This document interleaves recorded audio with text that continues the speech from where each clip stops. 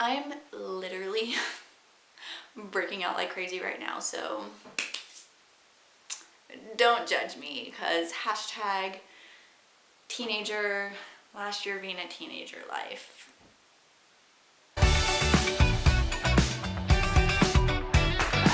Hello everyone, welcome back to my channel. So today we are continuing in the Esther series, which is super exciting, but if you have not watched the first video to the series, I would definitely recommend doing that. Go ahead and click the link below and you can get updated on the backstory of how we got to this point. But for those who have watched it and who are watching now, thanks for coming. We're going to continue on in this story. So chapter 2 leaves off in chapter 1 where King Xerxes has kicked Queen Vashti out and now he's queenless. So what is he going to do? He's going to talk to his little homies and they're going to figure out a plan, because that's what they do. They figure out plans and they send out laws. So this is what's going to happen.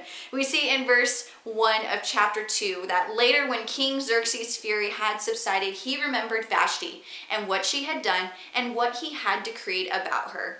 Then the king's personal attendants proposed, let a search be made for beautiful young virgins for the king. So we have the Miss Persia pageant basically happening. So the king talks to his attendants and they say, well, why don't we send out another decree basically saying that all the virgins need to come here so that you can choose which one you would like to be your queen. And so this is where we finally kind of get to see our main character come into the story, and that is Esther. So to give you a little bit of background about Esther, we have verses 5. It says, now there was in the citadel of Susa a Jew of the tribe of Benjamin named Mordecai, son of Hare, the son of Shimei, the son of Kish, who had been carried into exile from Jerusalem by Nebuchadnezzar, king of Babylon, among those taken captive with Jehoiakim, king of Judah. Mordecai had a cousin named Hadassah, whom he had brought up because she had neither father nor mother. This young woman, who was also known as Esther, had a lovely figure and was beautiful. Mordecai had taken her as his own daughter when her father and mother died. So now we get to see who Esther kind of is. She was raised by her cousin because her parents had unfortunately passed away and they were Jewish. So those are extremely important things to keep in mind as we continue reading. But I really want to focus on 3 verses that get to show us the favor, which is what this video is about. It's about God's favor, and it gets to show us the favor that God put upon Esther. So let's go ahead and start. We start off right with verse 8, and it says, when the king's order and edict had been proclaimed, many young women were brought to the citadel of Susa and put under the care of Hegai. Esther also was taken to the king's palace and entrusted to Hegai, who had charge of the harem. She pleased him and won his favor. Immediately he provided her with beauty treatments and special food. He assigned her to 7 female attendants selected from the king's palace and moved her and her attendants into the best place in the harem. So we see, first instance, Esther had pretty much just come to the palace and she has already received favor from Hegai, the king's eunuch, who is over her. And he gives her like a bunch of extra stuff, food, more women, more attendants, a special place in the harem. So we see the first instance of favor. And now as it continues on, she's going through the beauty treatments, and all the while she's keeping her background hidden, meaning she's not telling anyone she's Jew. And the reason she's not doing that is because Mordecai instructed her not to. But we are going through and we're reading, and she's just going through these beauty treatments, and then 12 months, 10 months have passed, and now it's time for her to actually come in front of the king. And the thing about chapter 2 is it all goes really fast. It's a huge overview basically of what's happened, but it does record the times that she received favor. And so the second time that she received favor is in verse 15. It says, when the turn came for Esther, the young woman Mordecai had adopted, the daughter of his uncle Abihail, to go to the king, she asked for nothing other than what Hegai, the king's eunuch, who was in charge of the harem, suggested. And Esther won the favor of everyone who saw her. So far, she has won the favor of Hegai in the very beginning. Time has passed. She's been living her life. Not really much to be commented on. The Bible doesn't really say much about what she was doing and what was going on besides the beauty treatments. But now it's her time to go in front of the king. And she just kind of takes what the eunuch suggests to her, and she's like, okay, that's fine, and she goes. So we kind of see a little bit of Esther's humble character and her kind of I don't really need anything other than what you give me kind of character, which is a really cool thing to just kind of keep in mind so we get to know her a little bit more personally. But here she is, ready to stand in front of the king, and it says that she won the favor of everyone who saw her. So she won the favor of Hegai. She won the favor of everyone who saw her.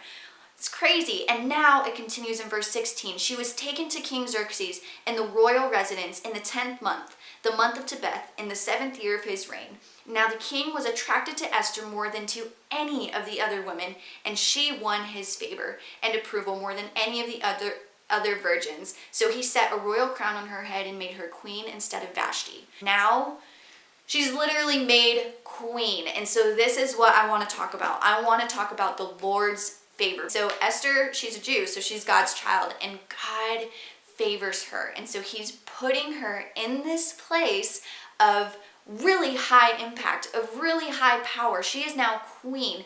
And so why would God put us in places where we can make impacts? Why would God give you that really awesome job that you've been wanting? Why would God put you in that spot in school where people now look to you and they think that you're pretty cool? Or why would God give you this platform to share whatever it is that you're sharing? Well, God gives his people favor so that they can serve others and glorify him. And this is what I really wanted to focus on. I was thinking about favor, and I'm like, favor is cool for us. I mean, you know what that does for us? We get to be in cool positions. We get to do cool things and go to cool places, but it's not about us. It's not about us being able to do these things. It's about how are we going to use these things to serve the Lord and glorify him. And so what the Lord really spoke to me is favor is an opportunity. And I love that, because favor that God bestows upon us is an opportunity to serve him and to serve others and to ultimately give him glory. And we will see that this is exactly why God gave Esther favor. This is exactly why God made her likable to everyone around her, and why he made her likable to the king, and why she is now queen, because God was going to give her an opportunity to serve him and glorify him.